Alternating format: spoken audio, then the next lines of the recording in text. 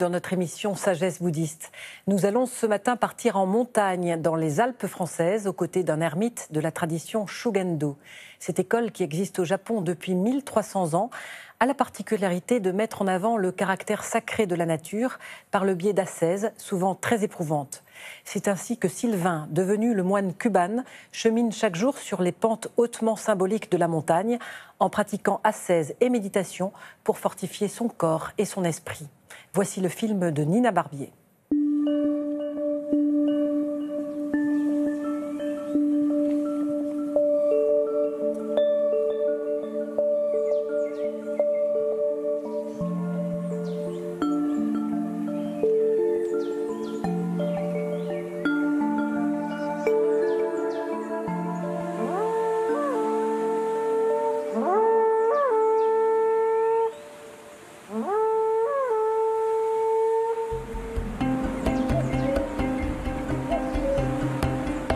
Dans les Alpes françaises, Sylvain Guintard, Kuban en japonais, pratique depuis 30 ans dans la voie du Shugendo, l'école du bouddhisme ésotérique des montagnes.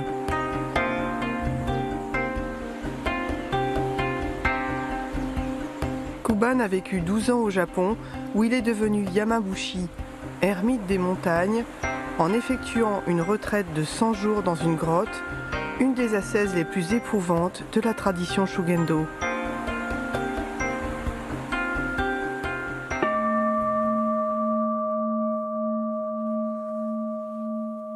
Le Shugendo, c'est la voie du développement du meilleur d'individu, du meilleur de lui-même.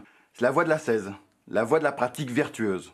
Je conçois le Shugendo comme un bouddhisme montagnard à forte dominance ésotérique.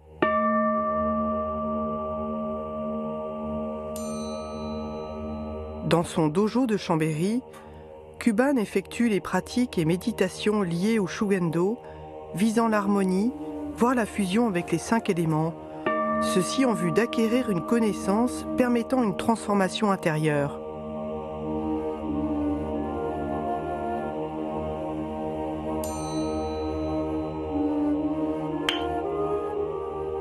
Avant, il y avait le monde des plaines, il y avait les gouvernants, il y avait les gouvernements qui s'installaient, où on faisait des rizières.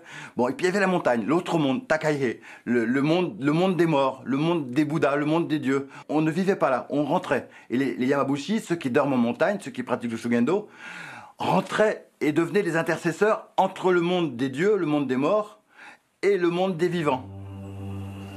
Au Japon, chaque élément composant la nature est un kami, une divinité tutélaire, gardienne du lieu. Chaque arbre, chaque fleur, chaque torrent est sacré.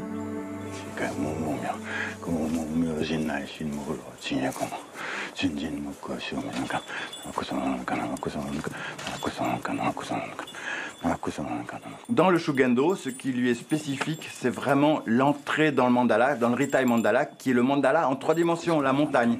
On va en groupe faire des épreuves, marcher pendant 10 heures, pendant plusieurs jours. On parle même de rentrer, de faire un parcours initiatique par l'ascèse. On va fusionner avec la montagne. Il y a un côté aussi dans le Shugendo qui est très écologique.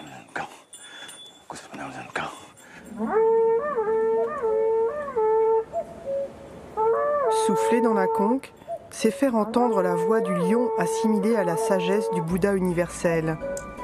La conque sert aussi à parler aux animaux ou à repousser les forces négatives sur le chemin.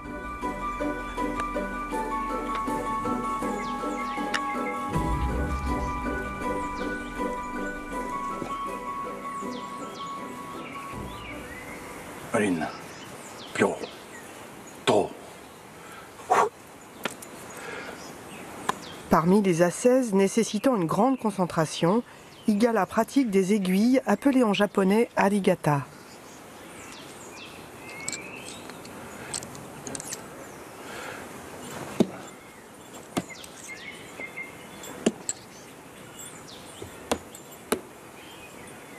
Donc la pratique des aiguilles, arigata, vient du taoïsme et ça nous permet à nous, Shugenja, de briser tous les obstacles qui sont sur le sentier. Pendant plus de 10 ans, Kuban a pratiqué les arts martiaux du sabre japonais et du kung-fu. Il maîtrise la langue et la calligraphie japonaise. À Nara, il a rencontré son maître Shugendo, Nakai Sensei, qui l'a mis sur la voie. Ma pratique martiale m'a permis effectivement d'accéder au Shugen. Sans discipline, sans endurance, j'aurais pas pu suivre les traditions. Parce que dans les traditions religieuses au Japon, en plus quand on est étranger, j'ai toujours eu la chance d'avoir des maîtres qui étaient très gentils avec moi. Ils étaient difficiles, ils étaient durs des fois, mais souvent ils étaient super gentils. D'une compassion et d'une tolérance. Sans mes maîtres, je sais rien. Le Shugen, ça s'invente pas, ça se transmet. Donc ils m'ont transmis petit à petit. Petit à petit, ils m'ont permis effectivement de faire mon chemin. Sans les maîtres, on peut rien faire. Sans un guide, on peut pas aller en montagne. Il faut un guide qui montre le chemin quand pour aller. Pas à pas, ils m'ont fait voir comment faire. En 1996, Kuban s'engage dans l'ascèse de la grotte de Sho, une retraite éprouvante où le jeûne, la déambulation et la méditation occupent les journées de l'ascète. Mais un événement va venir briser le parcours mystique de Kuban. En 2001, donc, j'ai un accident, un traumatisme crânien. Et là, je fais un mois de coma. Tout ce que j'avais fait avant, les ascèses, tout ça, c'était réduit à néant parce que j'étais hémiplégique. Avec un fort pourcentage, j'arrivais même plus, j'étais, un coma d'un mois, on ressort pas sans séquelles, quoi. Et là, j'ai pensé, mais je suis un moine, shogun en plus, si je peux pas mettre en pratique ce que je vais enseigner peut-être un jour, il faut que je me sorte de là. Quand il y a eu l'accident, par contre, tous les Japonais, que je connais, moi, ont fait une chaîne de prière. Il y a eu un mouvement fantastique, mais qui était Tendai Ushingon, mais qui était donc pour effectivement que je puisse sortir du coma. Et ça, sans eux, je ne serais pas sorti. Sans eux, je serais encore... voilà. Donc la filiation, la tradition, elle ne s'invente pas, elle se transmet. Cheminer sur la voie en parcourant les montagnes comme mon déambule au sein de mandalas naturels, tel est le propos de la tradition ésotérique du Shugendo depuis plus de 1300 ans.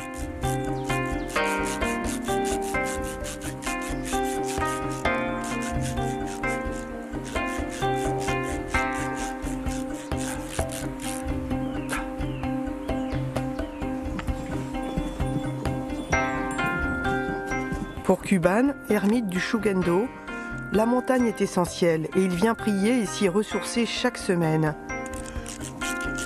Lieu de méditation et d'ascèse, la montagne symbolise l'autre monde, d'où l'on vient et où l'on repart. Selon le Shugendo, c'est là que le Bouddha suprême prêche en permanence le Dharma.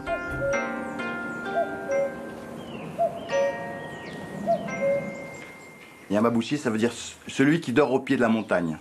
Donc il vaut mieux qu'il soit en montagne. Chambéry est, je dirais, un lotus. Il y a plusieurs styles de montagnes qui sont autour de Chambéry. Au centre, il y a ce dojo. Et autour, il y a des montagnes qui sont différentes. Ça fait comme un lotus avec un pétale dans lequel moi je vais marcher, je vais méditer, je vais parcourir le mandala. Voilà. Et après, je reviens au centre et je me repose.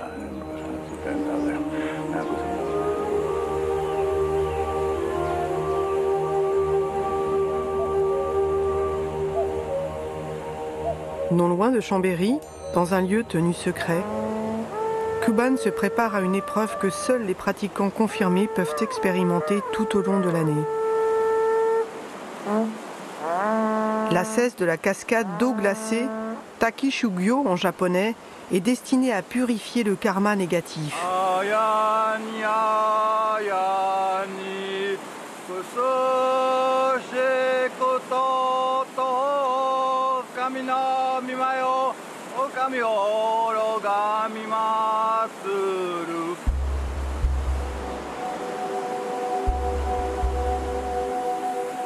Ascèse très puissante, c'est aussi un tantra, le tantra de Fudomyo, le corps secret du Bouddha cosmique.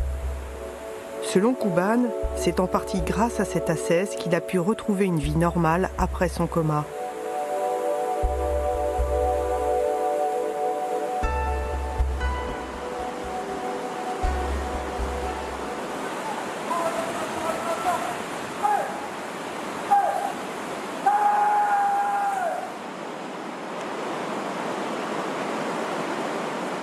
L'ascèse suit un rituel très précis qui comprend des visualisations déterminées de Bouddha et de divinités.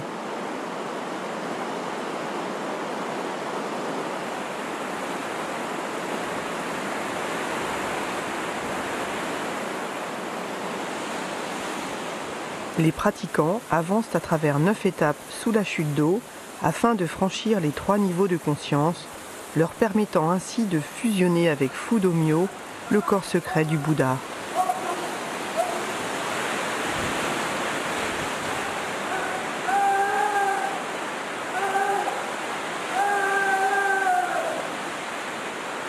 La cascade, c'est la colonne vertébrale du Bouddha. On fait vraiment une union entre soi-même et on devient le Bouddha. On se fonde. Donc en fait, la cascade, ça peut avoir la forme d'un dragon qui monte, comme Nemriki, enfin le puissant du serpent. C'est un dragon qui monte.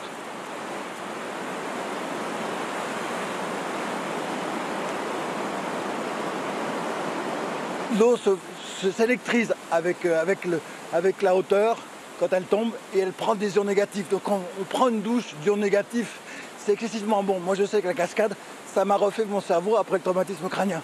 La cascade, c'est un feu humide en alchimie interne, en taoïste. Donc c'est très marrant de travailler l'eau où il y a un feu humide et après on va travailler le feu. On passe dans les flammes, ça c'est un feu sec. Donc la cascade, c'est un feu humide.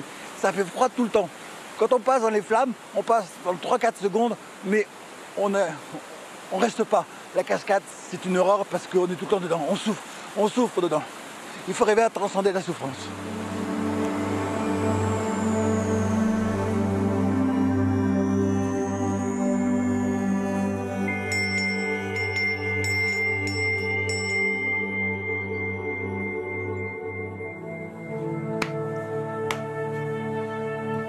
De retour au dojo, Kuban récite des prières et effectue la série des 9 mudras, gestes ésotériques qui permettent de fortifier le corps et l'esprit.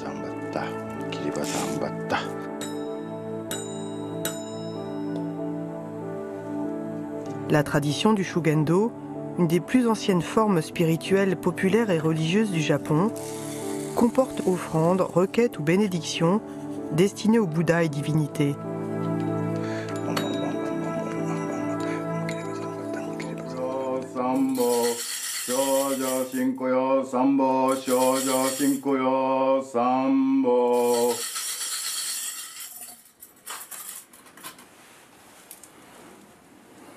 La nature, elle nous parle. On ne sait plus la voir. On ne sait plus la regarder. On a perdu ça.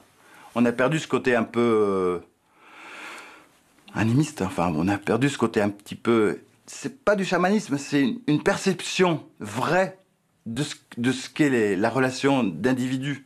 La relation entre les Bouddhas existe. Entre les Bouddhas et les humains, entre les animaux, elles existent.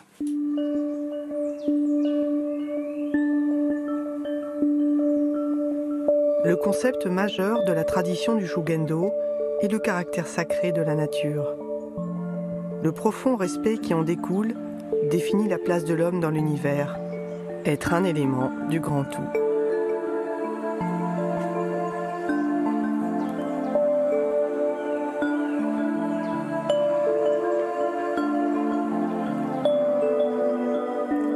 Voilà, vous pouvez revoir ce film toute la semaine sur le site internet de France 2 en consultant plus.fr.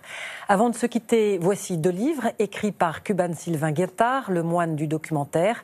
Tout d'abord, Rencontre extraordinaire, édition Budo, où ce moine français évoque les grands maîtres japonais qui lui ont appris l'ascèse et les arts martiaux au pays du soleil levant. Et puis Shugendo, les mystérieux moines bouddhistes des montagnes, paru chez Budo également, sur cette tradition bouddhiste millénaire du Japon. Merci de nous avoir suivis. Excellent dimanche, à bientôt.